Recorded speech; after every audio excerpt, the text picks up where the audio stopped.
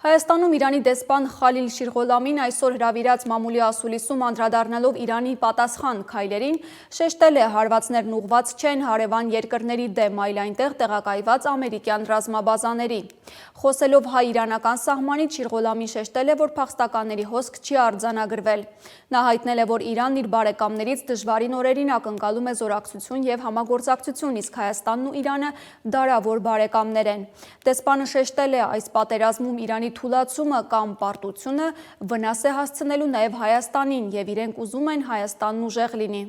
هرچند به شکل زیر آتش زیر خاکستر و پنهان وجود داره. Եվ կարծում եմ, որ որովհետև համարասեղ գաղտնի չէ, որ պատմության ընթացքում Հայաստանի նկատմամբ արկա որոշների նկատումները, թեև այս բանի կարող ենք ասել, որ ողիների տակ թաքնված գրագի նման է, այսինքն իսամարված վիճակում է, սակայն դրանք արկա են։